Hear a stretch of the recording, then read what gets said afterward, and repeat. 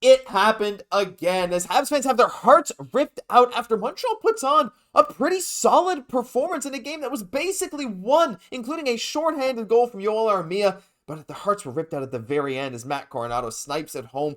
This keeps happening to Montreal. They seem to be making these improvements game after game, but at the end of the day, the result is just not getting there. There's a lot to break down from this game that you're going to be interested in, but we also got to talk about a recent trade proposal thrown out by Tony Marinaro that involves Montreal getting a very talented offensive center. So stick around for all of that coming up on this episode of Habs Digest. And we're going to get into that first, Jesse.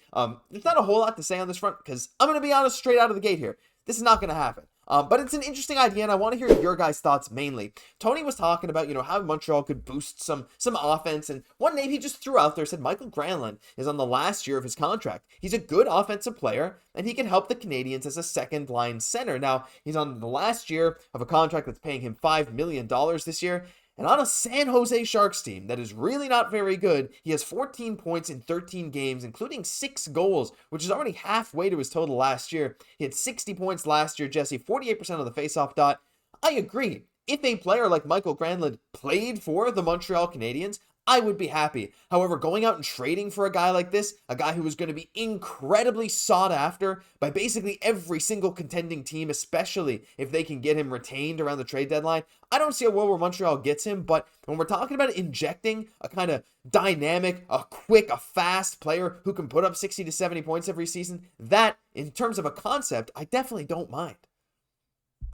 I believe that the Montreal Canadiens are going to be looking for a little bit more of a longer term solution at that 2C spot. We see, Granlund getting a little bit, on that plus side of 30 now, getting a little bit longer in the tooth. Like, we see that the production has been in there, had a pretty consistent career, but obviously he's never had, been like a point per game guy. He's been pretty close, but obviously very respectable season last year, getting, 60 points in 69 games there. Again, off to a good start. There's a lot to be said about winning the faceoff draws. And again, this is all kind of Dach kind of going to the wing, which I very much see happening. It's something that we talked about yesterday, Josh, like on the live, like who is going to be the Montreal Canadiens 2C in the future? Because that writing is on the wall. I think Dach over his career will be a winger in the NHL.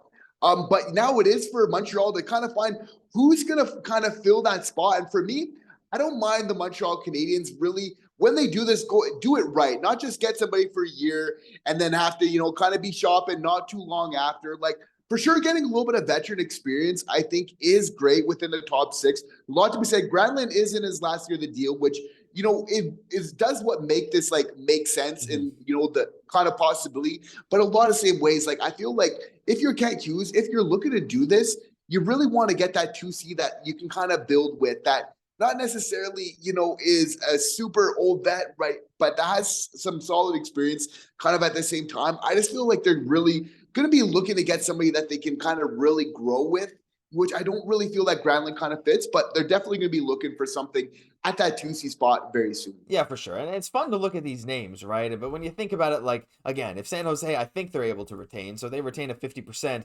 that's $2.5 million. And come trade deadline, your effective cap hit then is 1.5, not even that. So teams are going to be lining up to get a guy like this. And you're very right. It's if Montreal's going to go after a center, you might as well try and find someone else that's, maybe around for a little longer term. Point production, you probably won't find a young center that's, locked up long term with point production similar to Granlund for cheap, but who said it has to be cheap? Montreal, like we've been saying, Jesse, Montreal has so many assets they can throw out there. You never know which players will be made available, whether it's this season or not, who knows? But what we do know is that search for some more big offensive talent is definitely getting a bit accelerated after watching this team. And you know what? On that note, let's just hop right into the game. I'll play those highlights again for you, including the Coronado goal. You can tune away at your own risk if you want to click away and not have your heart ripped out of your chest again. But Brendan Gallagher, I want to just start with him. I mean, Jake Evans is going to get talked about as well, but Brendan Gallagher has been so good. Not only did he score that goal, Jesse, he did have a second goal, but Josh Anderson was just a smidge offside. So realistically, Gallagher scored 2 tonight. I know it's not going to go down that way on the score sheet, and no one except Habs fans are even going to say anything remotely close to this.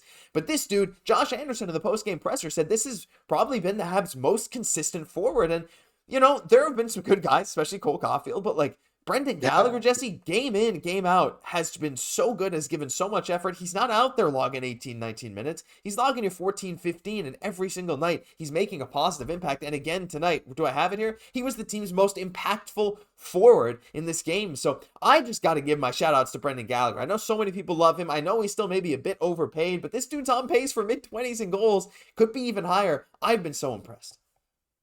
Yeah, definitely. His hard work definitely getting rewarded, in this game that was really like a roller coaster in a lot of ways, right? Like you felt like so much like up 3-1, again, just to get that goal reverse, like it very much, so close, we thought that we're bringing this game home only to kind of have it stuck away from us, at the last second. But, you have to feel like, Josh, there was some solid positives tonight. Like there was the face-off wins. We were winning those puck battles, right? Being so much more disciplined. Like for me, that was a huge win. Like for sure, Monty getting us those saves, Dach's confidence growing once again as well. So I know that this one hurts. Like we're not going to pretend that this one doesn't hurt today.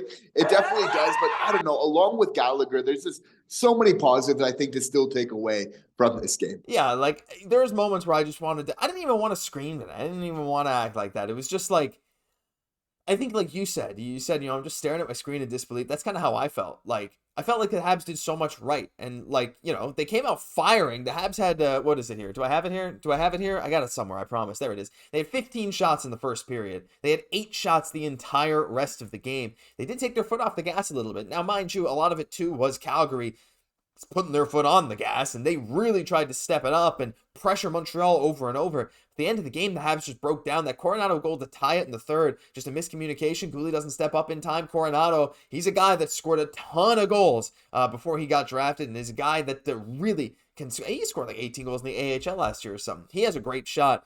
He ended the game on 2 nice snipes. It is what it is. But Montreal, like, they did a lot of things right. Like you said, they were winning a bunch of faceoffs, as we saw here in the Anthony Martineau tweet. Just l'effet Marc Bureau. We saw Marc Bureau working with the team, a guy who had multiple 55+% faceoff seasons, and that was at the end of his career once they started counting that stat. Like he had many seasons where he was probably even better, and he's been working with the team, and we see it pay dividends. Dvorak went 14-5, Evans went 10-8, Suzuki 10-6.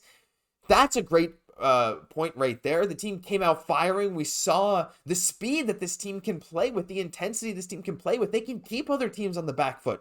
Lane Hutson, that first period was unbelievable. And as the game went on, he was a little more calm. He didn't really have those end-to-end rushes like we've become used to, something he leads the entire NHL in, by the way, in terms of defensemen. More than Quinn Hughes, more than Erik Karlsson, more than Cale Makar, double Cale Makar and Roman Josi. But Lane Train was fun to watch tonight too, Jesse. But there were a lot of positives. I'm kind of rambling a bit here now because there's a lot we could talk about. Faceoffs were great. I also wanted to focus on Kirby Dach. He's a guy who has not got it going this season. He's right near the bottom of the NHL in terms of plus minus. I thought this was his strongest game of the season. He's created a lot of really good chances. He seemed so strong on the puck. You started seeing creativity with some of his dangles. This guy was looking good tonight, Jesse. What did you think about Kirby? I know we were talking about him likely being a wing now long-term into the future, and I think he's settling into that role pretty well.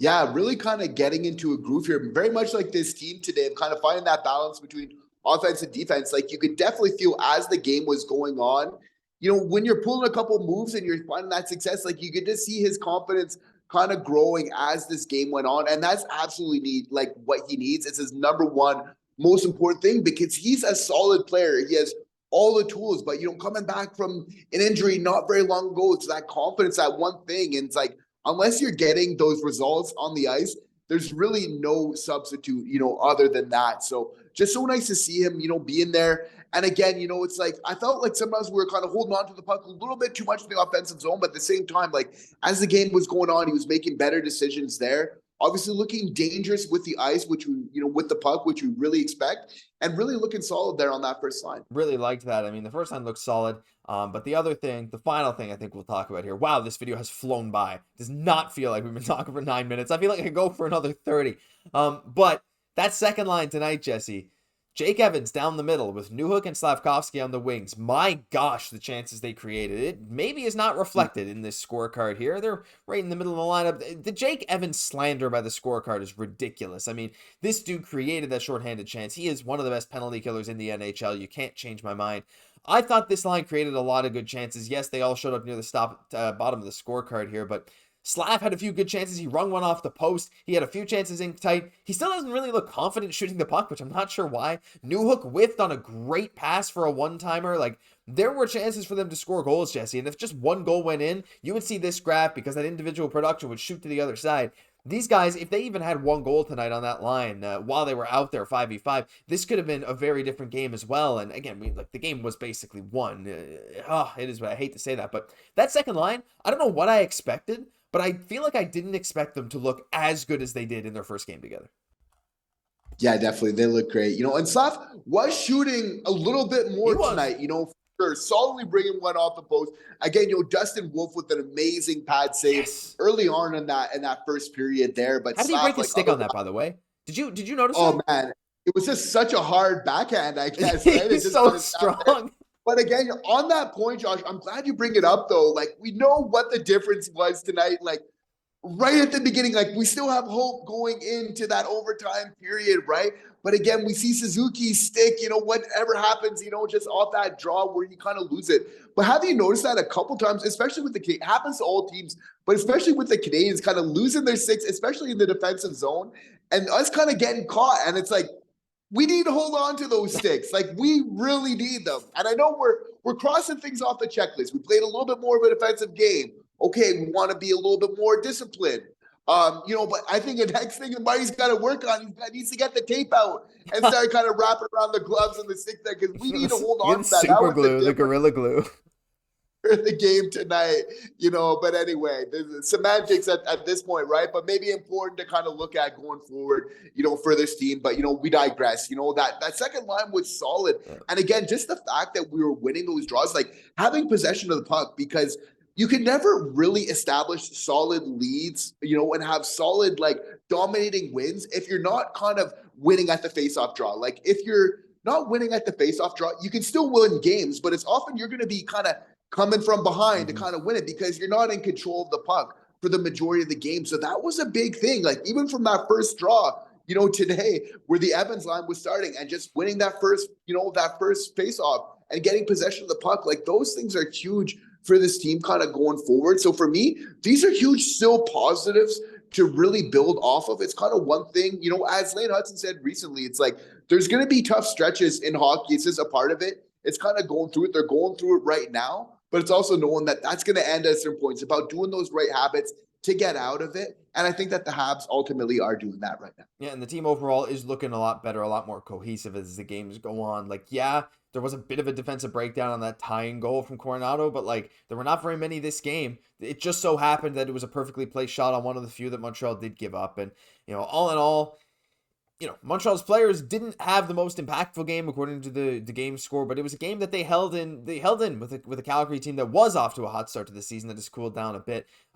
Messing with their lines. Jake Evans is the second center. There's a lot of stuff going on with Montreal right now. They're trying new things. They're still trying to work together as a team, and it's getting better every night. So we can only hope it's going to improve this week as we face the Devils and the Leafs. But let us know your thoughts down below on everything, including the Granlund trade and everything that happened in the game. We'd love to hear from you. I'm tired. That'll do it for this episode of Habs Digest. If you enjoyed, leave a like, comment, subscribe to the channel. Thank you all for watching. My gosh. I'll end you with this.